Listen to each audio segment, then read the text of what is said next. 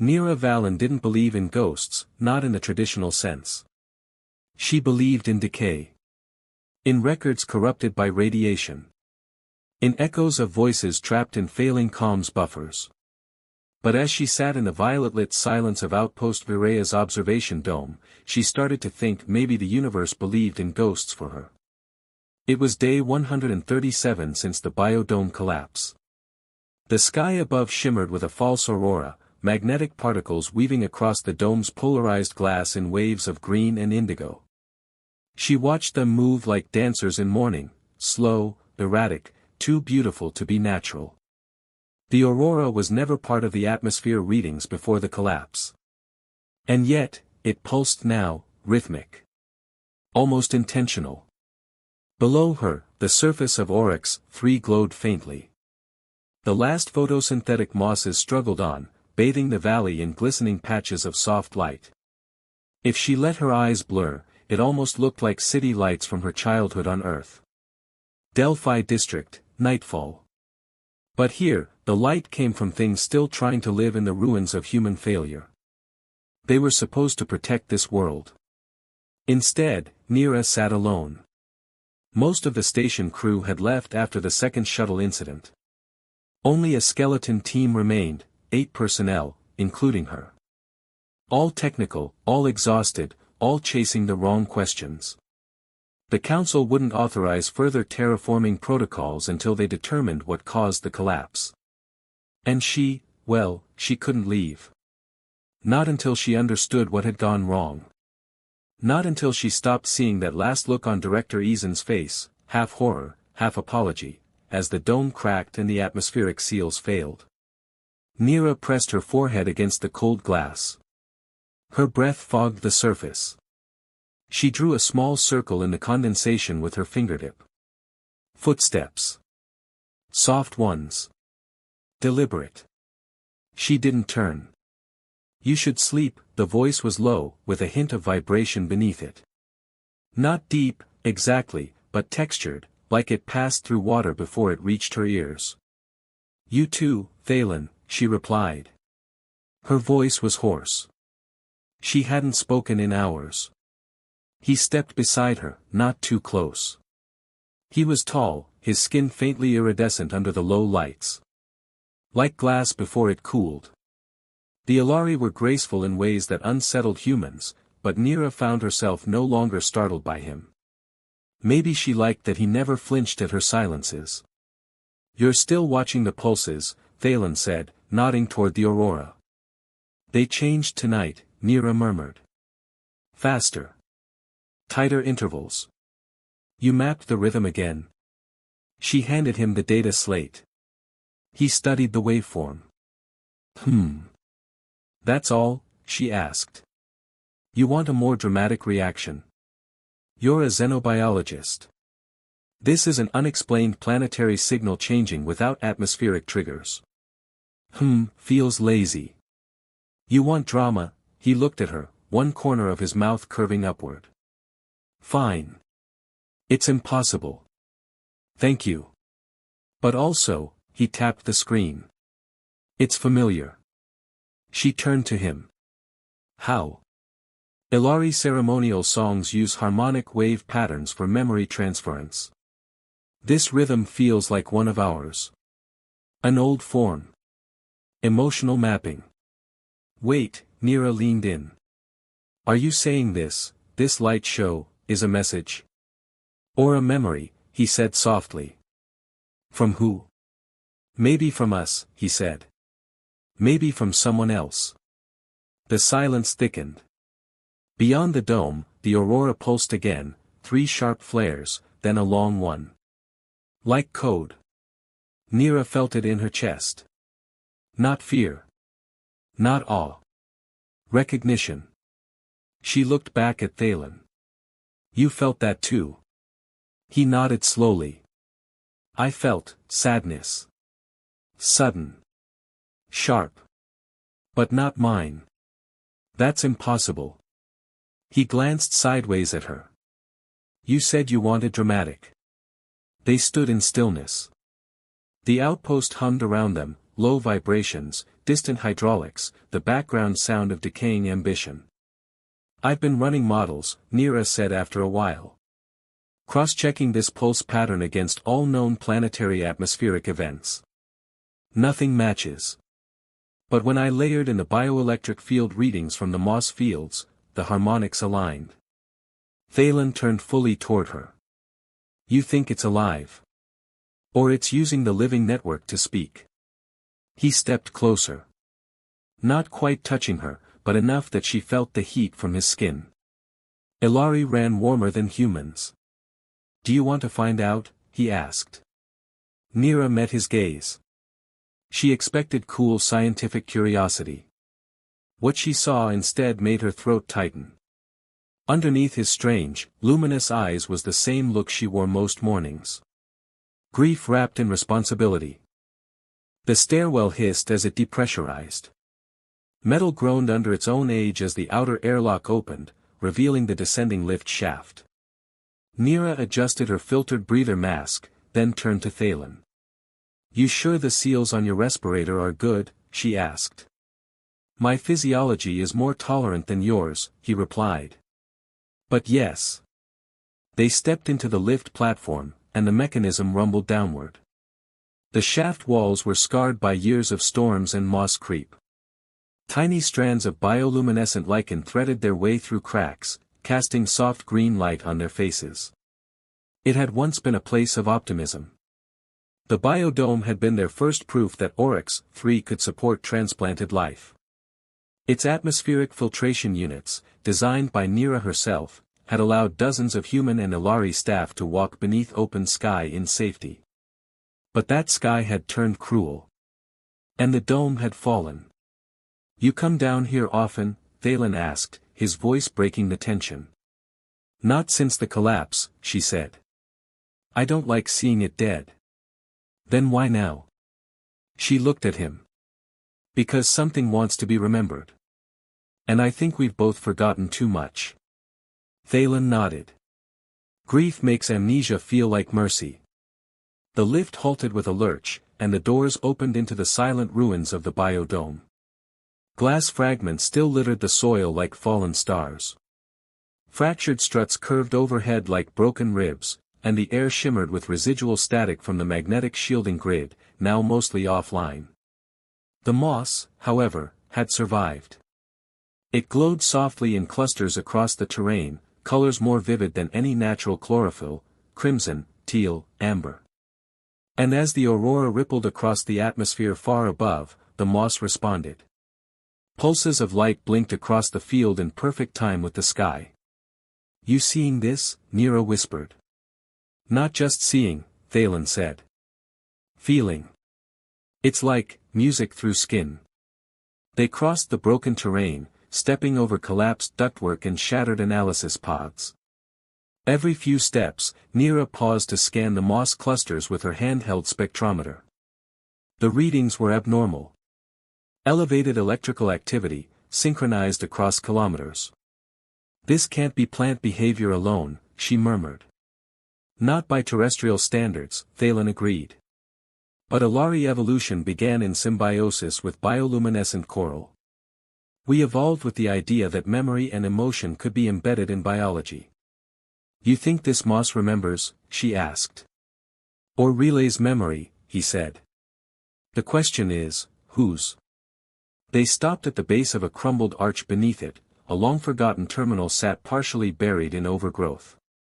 Its screen, cracked but intact, flickered faintly. "I didn't think any hardware down here was still running," Neera muttered, kneeling beside it.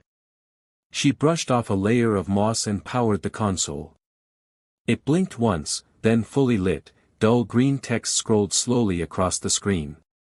"Echo profile initiated." She blinked. "This is custom firmware. Ilari design," Thalen said, kneeling beside her. "A very old kind." "How old?" "Pre-unification. Pre-spaceflight."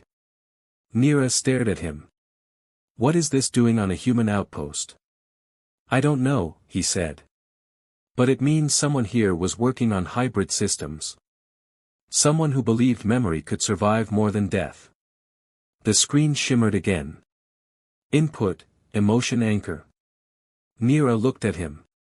It's asking for a feeling, she said, incredulous. Like a password.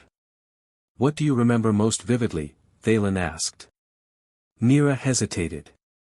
She thought of all the faces lost, scientists, engineers, friends. But one moment rose above the rest. My last day in the dome, she said. It was before the collapse. We were celebrating a stable atmospheric cycle. There was this toast. Director Eason handed me a cup and said, "To a world we'll raise from silence," and everyone laughed, because it sounded ridiculous. And then, the next day, it all fell apart. The console beeped once. Anchor accepted. The terminal screen warped. And then, something impossible happened. A holographic pulse burst from the screen, low and translucent, a shimmer in the air that expanded like breath. It enveloped them both, and suddenly, they were not in the dome anymore. They were in a memory. The air was warm. The lights above glowed whole. People laughed, moved, clinked glasses. Ilari and humans in unison. Music played softly from a comms node. And at the center stood a woman, Neera herself, younger, smiling. This is my memory," Neera gasped. "No," Thalen whispered beside her. "This is the moss's memory of your memory." It recorded the emotional resonance of that moment. She looked at herself, frozen in light. A ghost of joy. And then, the light shifted. The dome shook. The laughter turned to screams. The hologram fractured into chaos. Neera flinched. She stepped backward into Thalen's chest, and his arms caught her without hesitation. The memory dissolved into static. The hologram collapsed, and the screen went dark. Neera staggered, her heart thundering. "It knows." Thalen held her firmly, gently. "It remembers your loss." "Why would it do that?" "Because something is trying to speak through your grief. And maybe." He looked down at her, eyes shining. "Maybe grief isn't the end of memory. Maybe it's the door." The air between them felt charged, as if the holographic memory had left behind a static field. Neera stepped back slowly from Thalen's arms, breath shallow, cheeks warm. Her heart wasn't just racing from what she'd seen. It was him. The way he caught her. Like he already knew how she'd fall. "This tech," she said, clearing her throat, "it shouldn't exist.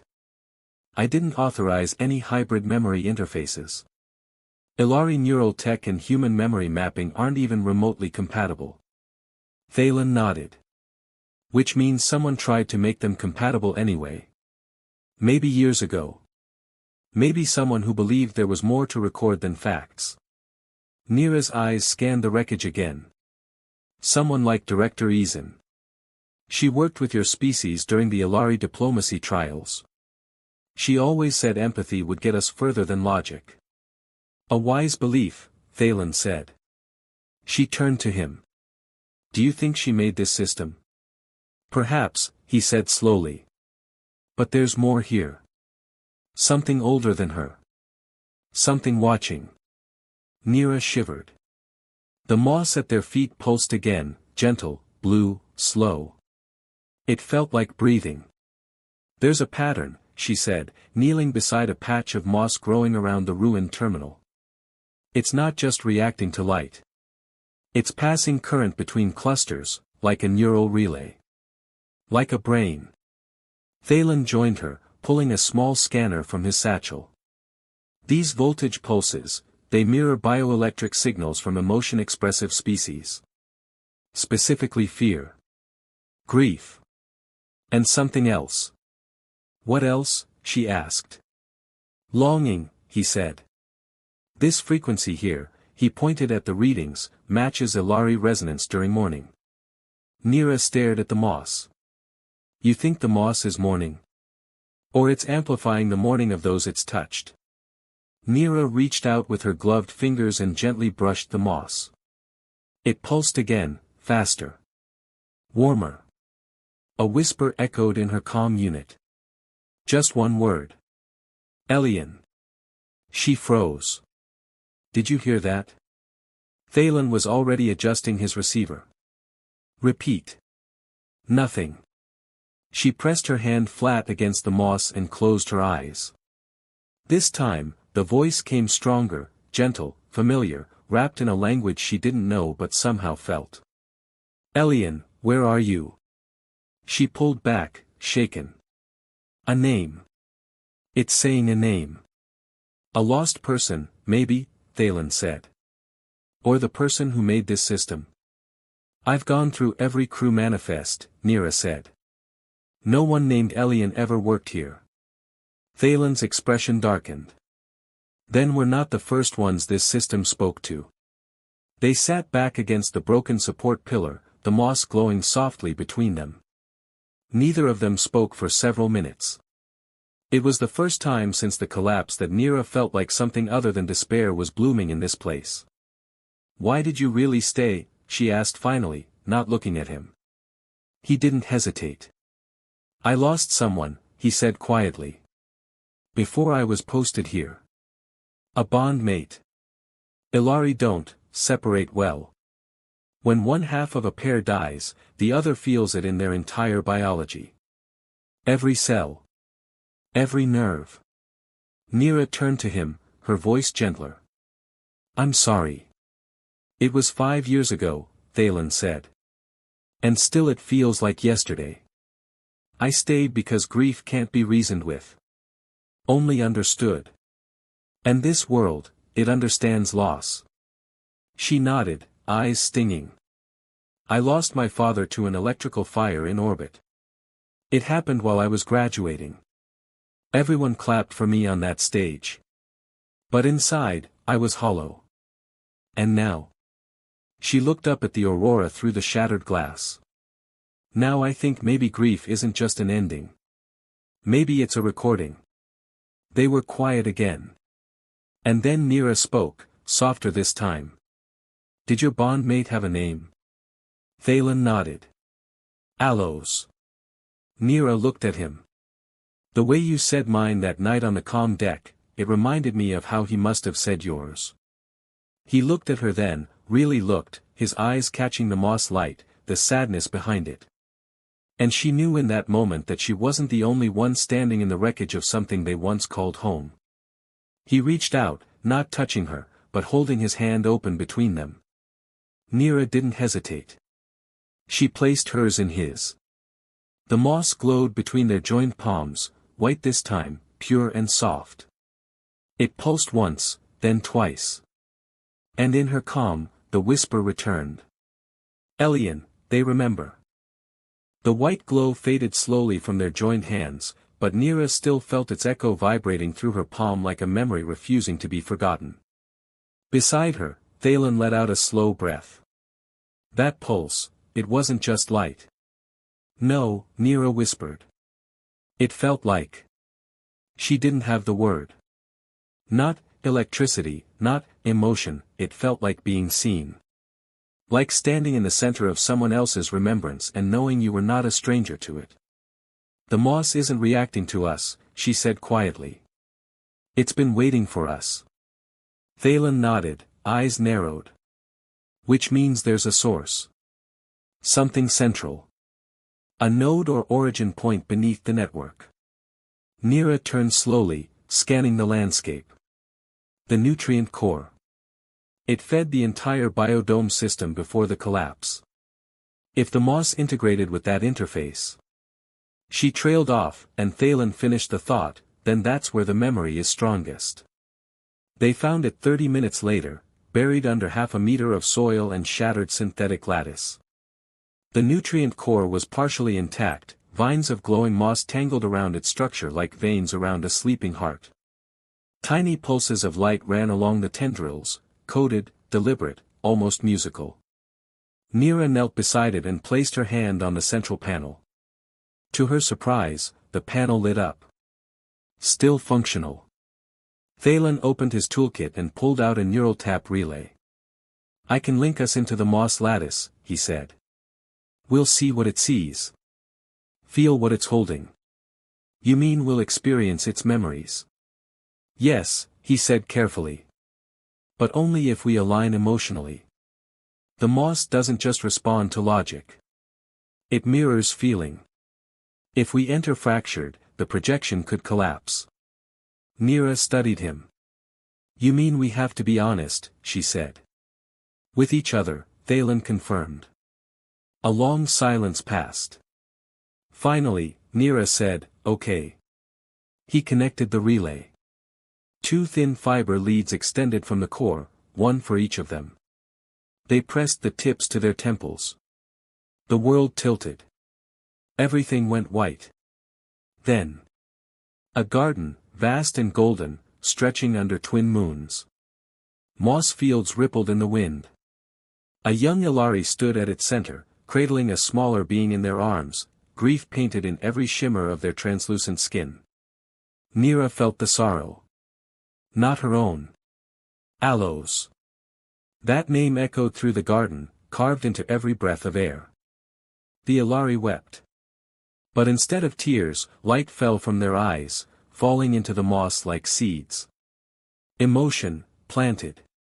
And from that planting, memory bloomed. Nira stumbled through the vision, hands trembling. Beside her, Thalen's breathing hitched. That's my people's sacred morning ritual, he whispered. But this form, it predates anything I've ever seen. Look, Nira pointed. On the far side of the memory garden, a human figure approached, blurry at first, but growing clearer. A woman with dark hair. Director Izin. She walked toward the Ilari with her hands open. We are not strangers to grief, Izin said in the vision. Perhaps we can grow something together. And they did. The memory shifted rapidly now. Images spun past like pages of an ancient book, moss incubators, laughter between species, fragments of stories etched into pulses of light. Then the collapse. The sudden storm. The biodome cracking under seismic stress. Fear. Chaos. And the moss absorbing every moment of it. The garden collapsed in a spiral of light. The vision ended. Nira gasped as she yanked the neural tap away from her temple. Thalen fell beside her, chest rising and falling fast. They sat in silence for a long time. She helped create it, Nira finally said. Izin. She worked with someone grieving. An Ilari who lost someone named Aloes. The moss, Thalen said slowly. It's their memorial. It was never just bioengineering. It was art, emotional memory encoded into life. And the aurora? A broadcast, Thalen said. Repeating the last thoughts of a dying love. A grief so powerful it needed to bloom. Nira reached out, running her fingers along the moss. That name I heard before. Elian. Thalen turned sharply to her. Aloes called Elian their bondmate before they died, he said. In ancient Ilari dialect, Elian means the one who remains. Nira's eyes stung. So the moss was whispering to anyone who might carry on that memory. They sat in silence for several minutes. Then Thalen turned to her. You said earlier you don't believe in ghosts. I don't, she said. But I believe in memory. In love that refuses to die quietly. He offered a small smile. Then we believe the same thing. She met his eyes, something inside her softening. When you first arrived, she said, I hated that you never filled the silence with small talk. I didn't want to say anything less true than the silence. Nira laughed, quiet, brittle, real. That's why I stayed, he said. Because you listened to silence, too. Because you felt the wrongness before anyone else did. And, because your grief sings in a key I understand. Nira looked at him, really looked. The sadness around his eyes was still there. But it didn't seem to own him anymore. Maybe hers didn't own her either. What now? She asked. Thalen gestured toward the moss. We archive it. Protect it. Maybe even decode the full memory structure. The aurora has a pattern we've barely scratched. And us? She asked, before she could stop herself. His expression changed, something warmer, more uncertain. We, remember, he said. Together. And see what else might grow. She nodded slowly. As they stood, the aurora above shimmered again, 3 pulses, then a long one. Neera smiled. It said thank you. Thalen's voice was soft. No, it said begin again. They walked back to the lift hand in hand, the moss glowing faintly at their feet. And for the first time since the collapse, the ruin didn't feel like an ending. It felt like the start of something entirely new. Corin Elva didn't like rescue work. It reminded him too much of the war, the desperate signals, the dead ships, the way people always hoped someone would come for them. He was usually the one sent after it was already too late. But this ship was different. The distress signal hadn't gone silent. It had looped for 30 hours straight before the relay pinged his freighter. The Halcyon Wraith wasn't equipped for combat anymore, but it still had a tow harness and a patch kit drone. More than enough to dock with a drifting cruiser.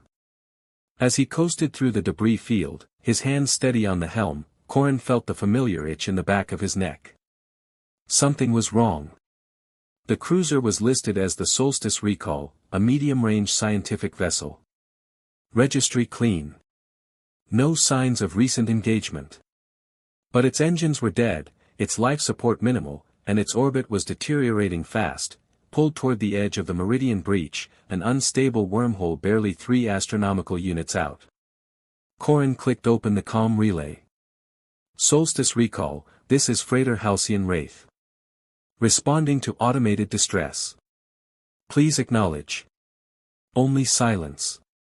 He eased closer, activating his magnetic clamp arms and stabilizers. The ship was cold. Not dead, but fading. When the airlock hissed open, the interior smelled like burnt ozone and recycled fear. Flickering emergency lights cast long shadows. Systems were down, but the gravity grid held. Barely. Manual controls, he muttered. Great. He moved slowly through the dark halls, sidearm drawn, not because he expected hostiles, but because ships with no answers often held ghosts. Or worse, corporate secrets. He found her in the medical bay. Not in a bed, but floating midair in a cracked stasis pod. The pod was fried, interface melted, coolant lines frozen, memory data scorched. But the woman inside, she was breathing. Her skin was pale, almost translucent under the flickering red lights. Cybernetic implants framed her temples, delicate and fine, language neural weaves, by the look of them. A linguist. But what the hell was she doing alone in a dead cruiser with no crew? Hey, he said, tapping on the pod's glass. You alive in there? Her eyes snapped open. They were a soft, pale gold, and already locked on his. Corin took a cautious step back. She didn't scream. Didn't flail. Just blinked slowly. What's your name? He asked. Her mouth opened slightly. Then closed. Confusion spread across her features. You understand me? He asked again, more slowly. Yes, she said, her voice rasping. But. She touched her temple. I don't know how.